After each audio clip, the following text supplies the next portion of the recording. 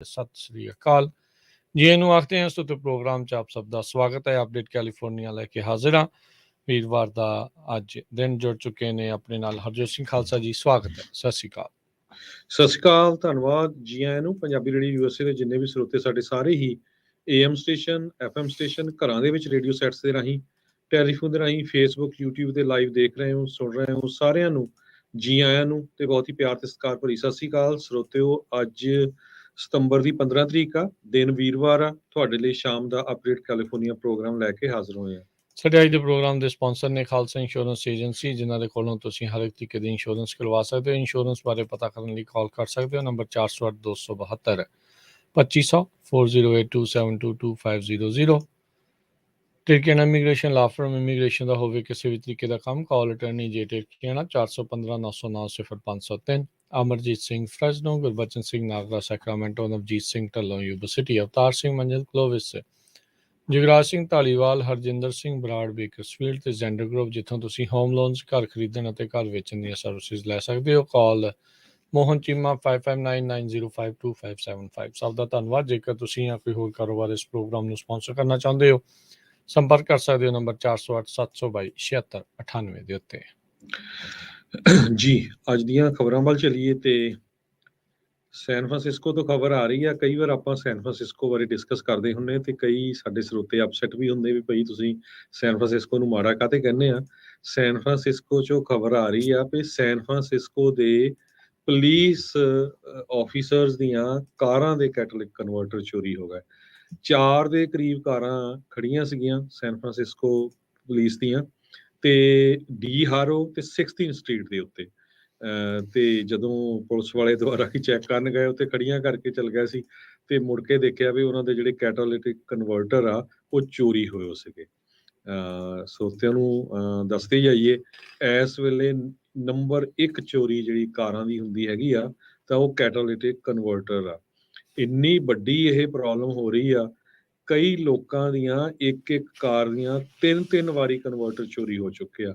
ਪਿਛਲੇ ਅਗਸਤ ਦੇ ਵਿੱਚ ਫਰੀਮੌਂਟ ਪੁਲਿਸ ਨੇ ਇੱਕ ਕੰਪਨੀ ਦੇ ਵਿੱਚ ਛਾਪਾ ਮਾਰਿਆ ਸੀ ਐਰੋ ਰਿਕਵਰੀ ਕਰਕੇ। ਉੱਥੋਂ 300 ਕੈਟਾਲਿਟਿਕ ਕਨਵਰਟਰ ਜਿਹੜੇ ਆ ਚੋਰੀ ਹੋਏ ਉਹਨਾਂ ਨੇ ਲੱਭੇ ਸੀ। ਜੀ ਜੀ ਬਿਲਕੁਲ, ਇਹ ਬਹੁਤ ਵੱਡੀ ਜਿਹੜੀ ਇਸ ਟਾਈਮ ਪ੍ਰੋਬਲਮ ਆ। ਲੋਕ ਗੱਡੀਆਂ ਬਾਹਰ ਲਾਉਣ ਤੋਂ ਇਸੇ ਲਈ ਡਰ ਰਹੇ ਨੇ ਵੀ ਖੌਰੇ ਆਪਣਾ ਨੰਬਰ ਵੀ ਜਿਹੜਾ ਉਹ ਨਾ ਲੱਗ ਜਾਵੇ, ਕਿਉਂਕਿ ਇਹ ਕੁਛ ਹੀ ਸੈਕਿੰਡਸ ਦੇ ਵਿੱਚ ਜਾਂ ਵੱਧ ਤੋਂ ਵੱਧ ਕੁਛ ਮਿੰਟਾਂ ਦੇ ਵਿੱਚ ਜਿਹੜੇ ਚੋਰ ਨੇ ਉਹ ਇਹ ਪਾਵਰ ਟੂਲਸ ਦੀ ਵਰਤੋਂ ਕਰਦੇ ਹੋਏ ਇਸ ਨੂੰ ਚੋਰੀ ਕਰਕੇ ਆ ਜਾਂਦੇ ਨੇ। ਹਜ਼ਾਰਾਂ ਡਾਲਰ ਦੇ ਵਿੱਚ ਬਾਅਦ 'ਚ ਜਿਸ ਨੇ ਕਰਵਾਉਣਾ ਆ ਉਸ ਨੂੰ ਲੱਗਦੇ ਨੇ। ਫਿਰ ਕਈ ਕੁਛ ਜਿਹੜੇ ਹੋਰ ਤਾਮ ਝਾਮ ਝਮੇਲਿਆਂ ਦੇ ਵਿੱਚ ਬੰਦਾ ਫਸ ਜਾਂਦਾ। ਅਗਲੀ ਗੱਲ ਕਰਦੇ ਜਾਈਏ, ਮਸਕੀਟੋ ਫਾਇਰ ਇਸ ਸਾਲ ਦੀ ਕੈਲੀਫੋਰਨੀਆ ਦੀ ਸਭ ਤੋਂ ਵੱਡੀ ਅੱਗ ਜਿਹੜੀ ਉਹ ਬਣ ਚੁੱਕੀ ਹੈਗੀ ਆ। ਸੋ ਕਹਿੰਦੇ ਵੀ ਅੱਗ ਇੰਨੀ ਕੁ ਇਸ ਟਾਈਮ ਭਿਆਨਕ ਤੌਰ ਦੇ ਨਾਲ ਬਣ ਰਹੀ ਆ ਵੀ ਏਅਰ ਕੁਆਲਿਟੀ ਨੂੰ ਉਸਨੇ ਬੁਰੀ ਤਰ੍ਹਾਂ ਪ੍ਰਭਾਵਿਤ ਕੀਤਾ ਆ। ਤੇ ਈਸਟ ਵਾਲੇ ਪਾਸੇ ਜਿਹੜੀ ਮਾੜੀ ਹਵਾ ਆ ਪਾਰਟੀਕਲਸ ਦੇ ਨਾਲ ਭਰੀ ਹੋਈ, ਉਹ ਹੋਰ ਜ਼ਿਆਦਾ ਵੱਧ ਰਹੀ ਆ। 64,000 ਏਕੜ ਹੁਣ ਤੱਕ ਇਸ ਨੇ ਸਾੜ ਕੇ ਸਵਾਹ ਕਰਤਾ ਹੈ। 70 ਸਟਰਕਚਰ ਜਿਹੜੇ ਉਹ ਤਬਾਹ ਹੋ ਚੁੱਕੇ ਨੇ ਅਲਟਰਾਡੋ ਤੇ ਪਲੇਸਰ ਕਾਉਂਟੀਜ਼ ਦੇ ਵਿੱਚ। 6 ਸਤੰਬਰ ਦੀ ਤੋਂ ਮਸਕੀਟੋ ਫਾਇਰ ਜਿਹੜੀ ਉਹ ਲੱਗੀ ਹੋਈ ਹੈ। ਕੈਲੀਫੋਰਨੀਆ ਡਿਪਾਰਟਮੈਂਟ ਆਫ ਫੋਰੈਸਟਰੀ ਤੇ ਫਾਇਰ ਪ੍ਰੋਟੈਕਸ਼ਨ ਨੇ ਇਸ ਦੇ ਵਿੱਚ ਦੱਸਿਆ ਹੈ। ਕਹਿੰਦੇ ਵੀ ਇਹਨਾਂ 70 ਸਟਰਕਚਰ ਦੇ ਵਿੱਚੋਂ 25 ਜਿਹੜੇ ਸਿੰਗਲ ਆਕੂਪੈਂਸੀ ਰੈਜ਼ੀਡੈਂਸ ਸੀਗੇ, ਸੋ ਘਰ ਸੀਗੇ ਜਿਹੜੇ ਸੜ ਕੇ ਸਵਾਹ ਹੋ ਚੁੱਕੇ ਨੇ ਆ ਆਲਰੇਡੀ। ਕਹਿੰਦੇ ਵੀ ਇਹ ਜਿਹੜੀ ਅੱਗ ਆ ਬੀਤੇ ਸੋਮਵਾਰ ਤੋਂ 15,000 ਏਕੜ ਇੰਨੀ ਤੇਜ਼ੀ ਦੇ ਨਾਲ ਜਿਹੜੀ ਉਹ ਫੈਲ ਚੁੱਕੀ ਆ।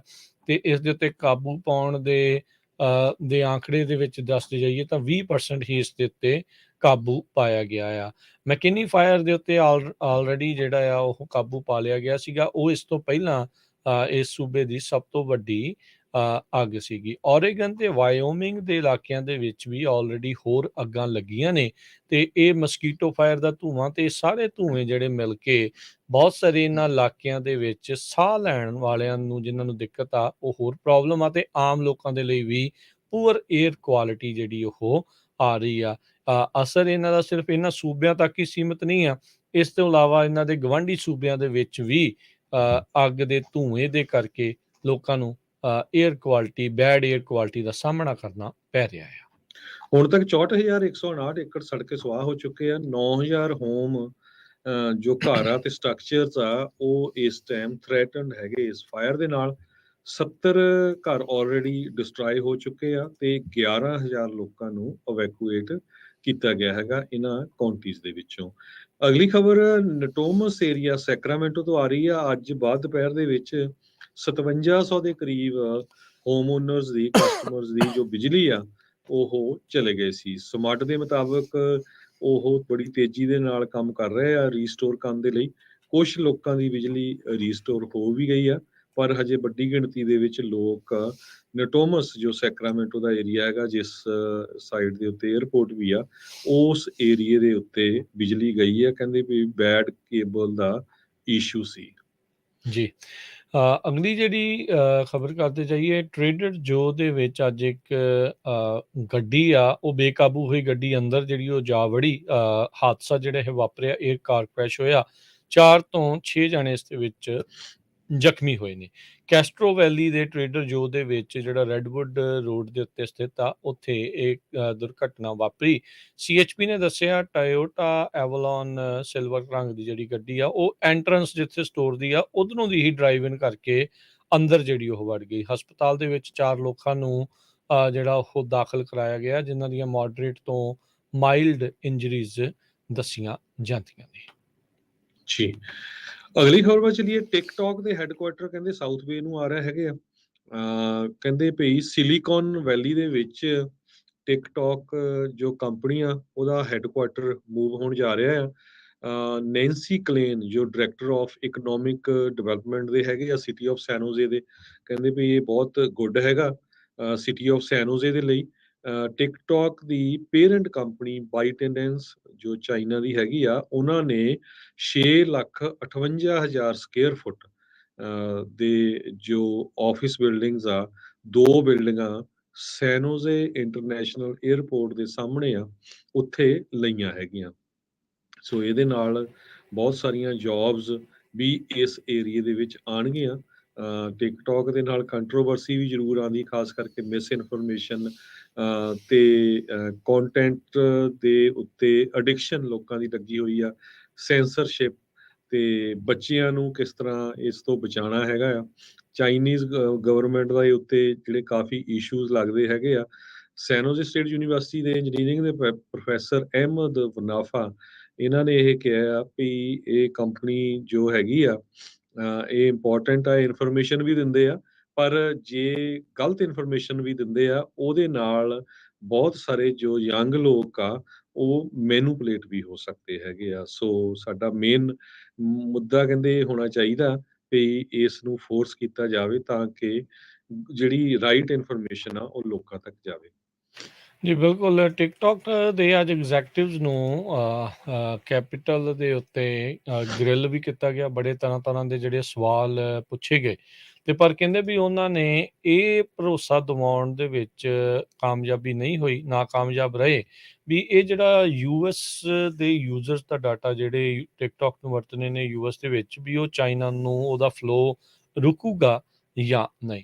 Short form video app TikTok ਬਹੁਤ ਫੇਮਸ ਆ ਇਸ ਮੌਕੇ ਸਾਰੇ ਸੋਸ਼ਲ ਮੀਡੀਆ ਦੇ ਵਿੱਚੋਂ, ਤੇ ਪਰ ਇਸ ਦੇ ਡਾਟਾ ਨੂੰ ਲੈ ਕੇ ਬੜੇ ਵੱਡੇ ਸਵਾਲ ਨੇ ਵੀ ਚਾਈਨਾ ਵਾਲੇ ਇਸ ਨੂੰ ਕਿਸ ਤਰੀਕੇ ਦੇ ਨਾਲ ਵਰਤ ਸਕਦੇ ਆ। ਆਲਦੋ ਟਿਕਟੌਕ ਵਾਲਿਆਂ ਨੇ ਇਹ ਬੜੀ ਵਾਰੀ ਭਰੋਸਾ ਦਿਵਾਉਣ ਦੀ ਕੋਸ਼ਿਸ਼ ਜਿਹੜੀ ਉਹ ਕੀਤੀ ਵੀ ਤੁਸੀਂ ਵੀ ਸਾਡਾ ਜਿਹੜਾ ਡਾਟਾ ਹੈ ਚਾਈਨਾ ਵਾਲੇ ਜਿਹੜਾ ਉਹ ਨਹੀਂ ਵਰਤਦੇ, ਪਰ ਇਸ ਚੀਜ਼ ਤੋਂ ਕਹਿਣ ਤੋਂ ਇਹ ਪਿੱਛੇ ਰਹਿ ਗਏ ਵੀ ਇਹ ਡਾਟਾ ਜਿਹੜਾ ਚਾਈਨਾ ਨੂੰ ਨਹੀਂ ਜਾਊਗਾ। ਹੋਮਲੈਂਡ ਸਿਕਿਉਰਿਟੀ ਕਮੇਟੀ ਦੇ ਸਾਹਮਣੇ ਸੈਨੇਟ ਦੀ ਜਿਹੜੀ ਆ ਟੈਸਟੀਫਾਈ ਕਰ ਰਹੇ ਸੀ ਟਿਕਟੌਕ ਦੀ ਜਿਹੜੀ ਚੀਫ ਆਪਰੇਟਿੰਗ ਆਫਿਸਰ ਵਨੈਸਾ ਪੈਪਾਸ।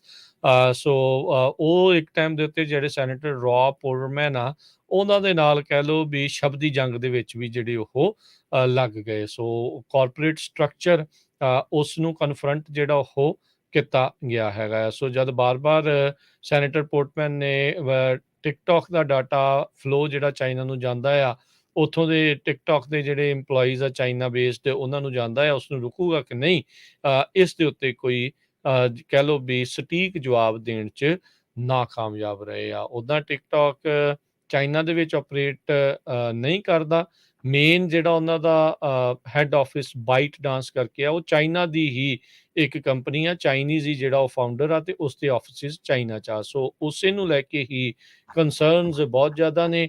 FCC ਨੂੰ ਵੀ ਕਈ ਵਾਰੀ ਲਿਖਿਆ ਜਾ ਚੁੱਕਾ ਹੈ, FTC ਨੂੰ ਇਸ ਦੇ ਬਾਰੇ ਲਿਖਿਆ ਜਾ ਚੁੱਕਾ ਆ, ਪਰ ਹਾਲ ਦੀ ਘੜੀ ਟਿਕਟੌਕ ਦੇ ਡਾਟਾ ਕਿੱਦਾਂ ਵਰਤਿਆ ਜਾਣਾ ਹੈ, ਕਿੱਦਾਂ ਨਹੀਂ, ਇਸ ਨੂੰ ਲੈ ਕੇ ਸਵਾਲ ਵਿੱਚ ਵਿਚਾਲਾ ਹੀ ਆ। ਟਿਕਟੌਕ ਕਈ ਵਾਰੀ, ਜਿਹੜਾ ਹਰਜੋਤ ਸਿੰਘ ਜੀ, ਅਗਲੀ ਖਬਰ ਵੀ ਟਿਕਟੌਕ ਦੇ ਨਾਲ ਹੀ ਸੰਬੰਧਿਤ ਆ, ਉਹ ਕਈ ਵਾਰੀ ਕਿਸੇ ਦੀ ਸਸਪੈਂਸ਼ਨ ਦਾ ਕਾਰਨ ਵੀ ਬਣ ਸਕਦਾ ਆ। ਜੁਲਾਈ ਮਹੀਨੇ ਦੇ ਵਿੱਚ ਵਾਸ਼ਿੰਗਟਨ ਪੁਲਿਸ ਦੀ ਇੱਕ ਆਫਿਸਰ ਆ, ਉਸਨੇ ਟਿਕਟੌਕ ਦੇ ਉੱਤੇ ਵੀਡੀਓ ਜਿਹੜੀ ਉਹ ਪਾਈ, ਫੈਡਰਲ ਵੇ ਪੁਲਿਸ ਡਿਪਾਰਟਮੈਂਟ ਦੀ ਸੀਗੀ। ਉਹਨੇ ਕਿਹਾ ਵੀ ਅਸੀਂ 90 ਮੀਲ ਪਰ ਆਵਰ ਦੀ ਸਪੀਡ ਦੇ ਨਾਲ ਗੱਡੀ ਚਲਾ ਸਕਦੇ ਹਾਂ, ਜੇ ਅਸੀਂ ਆ ਰਹੇ ਹਾਂ, ਪਿੱਛੇ ਲਾਈਟਾਂ ਲਾਈਆਂ ਆ, ਤਾਂ ਤੁਸੀਂ ਬੇਸਿਕਲੀ ਐਫ ਵਰਡ ਵਰਤਦੇ ਹੋਏ ਵੀ ਤੁਸੀਂ ਸਾਈਡ ਤੇ ਹੋਵੋ। ਤੇ ਹੁਣ ਕਹਿੰਦੇ ਆ ਵੀ ਜਦੋਂ ਮੀਡੀਆ ਨੇ ਇਸ ਗੱਲ ਨੂੰ ਹੁਣ ਚੱਕਿਆ, ਇਹ ਵੀਡੀਓ ਮੁੜ ਦੁਬਾਰਾ ਵਾਇਰਲ ਹੋਈ ਆ, ਤਾਂ ਉਸ ਤੋਂ ਬਾਅਦ 'ਚ ਇਸ ਨੂੰ ਸਸਪੈਂਡ ਜਿਹੜਾ ਆ ਆਫਿਸਰ ਬ੍ਰਿਆਨਾ ਸਟਰਾਸ ਉਸ ਨੂੰ ਕੀਤਾ ਗਿਆ ਆ। ਜੀ, ਅਗਲੀ ਖਬਰ ਵੱਲ ਚਲੀਏ। ਵਾਈਟ ਹਾਊਸ ਤੇ ਸੀਨੀਅਰ ਹੋਮ ਲੈਂਡ ਸਿਕਿਉਰਿਟੀ ਦੇ ਆਫੀਸ਼ੀਅਲਸ ਦੇ ਵਿੱਚ ਕਸ਼ਮਕਸ਼ ਤੇ ਫ੍ਰਿਕਸ਼ਨ ਚੱਲ ਰਹੀ ਹੈਗੀ ਆ। ਖਾਸ ਕਰਕੇ ਇੰਨੀ ਵੱਡੀ ਗਿਣਤੀ ਦੇ ਵਿੱਚ ਲੋਕ ਜੋ ਇਲੀਗਲੀ ਬਾਰਡਰ ਨੂੰ ਕ੍ਰਾਸ ਕਰ ਰਹੇ ਆ, ਉਹਨੂੰ ਲੈ ਕੇ ਪਿਛਲੇ ਕੁਝ ਮਹੀਨਿਆਂ ਤੋਂ ਟੈਕਸਸ ਨੇ ਵੱਖ-ਵੱਖ ਸਟੇਟਾਂ ਨੂੰ ਜੋ ਇਲੀਗਲੀ ਲੋਕ ਕ੍ਰਾਸ ਕਰਦੇ ਆ, ਉਹਨਾਂ ਦੀਆਂ ਬੱਸਾਂ ਭਰ-ਭਰ ਕੇ ਭੇਜਣੀਆਂ ਸ਼ੁਰੂ ਕੀਤੀਆਂ ਹੋਈਆਂ ਹੈ। ਚਾਹੇ ਉਹ ਵਾਸ਼ਿੰਗਟਨ DC ਹੋਵੇ, ਸ਼ਿਕਾਗੋ ਹੋਵੇ, ਨਿਊਯਾਰਕ ਹੋਵੇ। ਹੁਣ ਇਹ ਵੀ ਖਬਰ ਆ ਰਹੀ ਆ ਭਈ ਫਲੋਰੀਡਾ ਤੋਂ ਵੀ ਬੱਸਾਂ ਜੋ ਆ ਉਹ ਭਰ ਕੇ ਮਾਰਥਾਜ਼ ਵਾਈਨਯਾਰਡ ਜੋ ਮੈਸਾਚੂਸੇਟਸ ਦੇ ਵਿੱਚ ਆ, ਉੱਥੇ ਭੇਜੀਆਂ ਗਈਆਂ ਆ। ਰਿਪਬਲਿਕਨ ਗਵਰਨਰ ਜੋ ਟੈਕਸਸ, ਐਰੀਜ਼ੋਨਾ ਤੇ ਫਲੋਰੀਡਾ 'ਚ ਤਿੰਨੇ ਸਟੇਟਾਂ ਦੇ ਇਹ ਪੂਰੇ ਜ਼ੋਰ ਦੇ ਨਾਲ ਵੱਖ-ਵੱਖ ਸਟੇਟਾਂ ਨੂੰ ਭੇਜ ਰਹੇ ਆ, ਤਾਂ ਕਿ ਜਿਹੜੀ ਪ੍ਰੋਬਲਮ ਆ ਉਸ ਦਾ ਪਤਾ ਲੱਗ ਸਕੇ। ਜੀ ਬਿਲਕੁਲ। ਅਗਲੀ ਜਿਹੜੀ ਖਬਰ ਕਰਦੇ ਜਾਈਏ, ਜਿੱਦਾਂ ਆਪਾਂ ਸਵੇਰੇ ਵੀ ਜ਼ਿਕਰ ਕੀਤਾ ਵੀ ਵਾਈਟ ਹਾਊਸ ਨੇ ਰੇਲ ਰੋਡ ਦੇ ਵਰਕਰਸ ਆ, ਇੰਪਲੋਈਜ਼, ਉਹਨਾਂ ਦੇ ਨਾਲ ਸਮਝੌਤਾ ਜਿਹੜਾ ਉਹ ਕੀਤਾ ਆ, ਤੇ ਹੁਣ ਸਟ੍ਰਾਈਕ ਕੱਲ ਤੋਂ ਨਹੀਂ ਹੋਊਗੀ। ਇਸ ਨੂੰ ਦੇਖਦੇ ਹੋਏ ਜਿਹੜੇ ਐਮਟਰੈਕ ਦੀਆਂ ਬਹੁਤ ਸਾਰੀਆਂ ਸਰਵਿਸਿਜ਼ ਸੀਗੀਆਂ, ਜਿਸ ਨੂੰ ਪਹਿਲਾਂ ਸਸਪੈਂਡ ਕੀਤਾ ਗਿਆ ਸੀਗਾ ਵੀ ਮੁਅੱਤਲ ਕਰ ਦਿੰਦੇ ਆ, ਵੀ ਪਤਾ ਨਹੀਂ ਚੱਲਣਾ ਕਿ ਨਹੀਂ, ਉਹਨਾਂ ਦੀ ਸੈਨ ਵਕੀਨ ਕਾਊਂਟੀ ਦੇ ਵਿੱਚ ਜਿਹੜੀਆਂ ਟ੍ਰੇਨ ਚੱਲਦੀਆਂ ਆ, ਉਹ ਫੁੱਲ ਸਰਵਿਸ ਦੇ ਵਿੱਚ ਕੱਲ ਨੂੰ ਚੱਲਣਗੀਆਂ। ਸੋ ਕਹਿੰਦੇ ਵੀ ਉਹਨਾਂ ਦੇ ਦੁਆਰਾ ਇਹ ਬਿਆਨ ਦਿੱਤਾ ਗਿਆ ਵੀ ਅਸੀਂ ਖੁਸ਼ ਹਾਂ ਵੀ ਇਹ ਜਿਹੜਾ ਟੈਂਟੇਟਿਵ ਐਗਰੀਮੈਂਟ ਆਪਸ ਦੇ ਵਿੱਚ ਬਣਿਆ ਆ, ਤੇ ਜਿਹੜੇ ਫਰੇਟ ਲੋਡ ਕੈਰੀਅਰਸ ਆ ਤੇ ਉਹਨਾਂ ਦੇ ਇੰਪਲੋਈਜ਼ ਦੇ ਜਿਹੜੇ ਰਿਸਪੈਕਟਿਵ ਯੂਨੀਅਨਸ ਆ, ਉਹਨਾਂ ਨੇ ਆਪਸ ਵਿੱਚ ਸਮਝੌਤਾ ਬਣਾਇਆ, ਤੇ ਹੁਣ ਜਿਹੜੇ ਲੋਕਾਂ ਦਾ ਆਮ ਜਿਹੜੇ ਪੈਸੰਜਰਸ ਜਿਹੜੇ ਐਮਟਰੈਕ ਦੀ ਵਰਤੋਂ ਕਰਦੇ ਆ, ਉਹਨਾਂ ਨੂੰ ਵੀ ਮੁਸ਼ਕਲ ਦਾ ਸਾਹਮਣਾ ਹੁਣ ਨਹੀਂ ਕਰਨਾ ਪਊਗਾ, ਤੇ ਕੱਲ ਨੂੰ ਸਮੇਂ ਸਿਰ ਜਿੱਦਾਂ ਟ੍ਰੇਨ ਚੱਲਦੀਆਂ ਆਪਣੇ ਟਾਈਮ ਟੇਬਲ ਦੇ ਉੱਤੇ ਚੱਲਣਗੀਆਂ। ਅਗਲੀ ਖਬਰ ਕਹਿੰਦੇ ਵੀ ਕੈਲੀਫੋਰਨੀਆ ਦੀ ਇੱਕ ਕਾਉਂਟੀ ਆ, ਬਹੁਤ ਵੱਡੀ ਕਾਉਂਟੀ ਆ, ਉਹ ਕਹਿੰਦੇ ਵੀ ਅਸੀਂ ਆਪਣੇ ਆਪ ਨੂੰ ਕੈਲੀਫੋਰਨੀਆ ਤੋਂ ਅਲੱਗ ਕਰ ਲੈਣਾ ਹੈਗਾ। ਸੈਨ ਬਰਨਾਰਡੀਨੋ ਕਾਉਂਟੀ ਜੋ ਕੈਲੀਫੋਰਨੀਆ ਦੀ ਸਭ ਤੋਂ ਵੱਡੀ ਕਾਉਂਟੀ ਆ, ਇਹ ਨਵਾਡਾ ਸਟੇਟ ਲਾਈਨ ਤੋਂ ਲੈ ਕੇ north of Riverside, Las Angeles ਤੋਂ ਲੈ ਕੇ ਕੋਲੋਰਾਡੋ ਰਿਵਰ ਤੇ ਐਰੀਜ਼ੋਨਾ ਸਟੇਟ ਲਾਈਨ ਤੱਕ ਜਾਂਦੀ ਹੈਗੀ ਆ। ਜੇ ਟੋਟਲ ਕਹਿੰਦੇ ਵੀ ਇਹਦੀ ਏਰੀਆ ਦੇਖਿਆ ਜਾਵੇ ਇਸ ਕੱਲੀ ਕਾਉਂਟੀ ਦਾ, ਇਹ 9 ਸਟੇਟਾਂ ਨਾਲੋਂ ਵੀ ਜ਼ਿਆਦਾ ਬਣਦਾ ਹੈਗਾ। ਕਨੈਟੀਕਟ, ਡੈਲਵੇਅਰ, ਰੋਡ ਆਈਲੈਂਡ, ਨਿਊ ਜਰਸੀ, ਇਹ ਸਾਰੀਆਂ ਕੰਬਾਈਨਡ ਵੀ ਜੇ ਕਰ ਲਈਏ। ਪ੍ਰੋਬਲਮ ਕੀ ਹੈ ਭਈ ਇਸ ਕਾਉਂਟੀ ਦੇ ਲੋਕ ਕਹਿੰਦੇ ਆ ਵੀ ਸਾਡੇ ਜਿਹੜੇ ਸਾਡੀਆਂ ਸੜਕਾਂ ਸਾਡੇ ਏਰੀਏ ਨੂੰ ਵਰਤਿਆ ਜਾਂਦਾ, ਪਰ ਸਾਡੀ ਕੋਈ ਜਿਹੜੀ ਡਿਵੈਲਪਮੈਂਟ ਨਹੀਂ ਹੋ ਰਹੀ ਹੈਗੀ। ਜਿੰਨੇ ਵੀ ਕੈਲੀਫੋਰਨੀਅਨ ਮਿਲੀਅਨਸ ਦੇ ਵਿੱਚ ਕਹਿੰਦੇ ਭਈ ਲਾਸ ਵੈਗਸ ਨੂੰ ਜਾਂਦੇ ਆ, ਫੀਨਿਕਸ ਨੂੰ, ਸਾਲਟ ਲੇਕ ਸਿਟੀ ਨੂੰ, ਹੋਰ ਵੈਸਟਰਨ ਸਿਟੀਜ਼ ਨੂੰ ਜਾਂਦੇ ਹੈਗੇ, ਤੇ ਉਹ ਸੈਨ ਬਰਨਾਰਡੀਨੋ ਕਾਉਂਟੀ ਦੇ ਵਿੱਚੋਂ ਦੀ ਹੋ ਕੇ ਜਾਂਦੇ ਆ, ਤੇ 2.2 ਮਿਲੀਅਨ ਸਿਟੀਜ਼ਨਸ ਨੂੰ ਅਫੈਕਟ ਕਰਦੇ ਆ।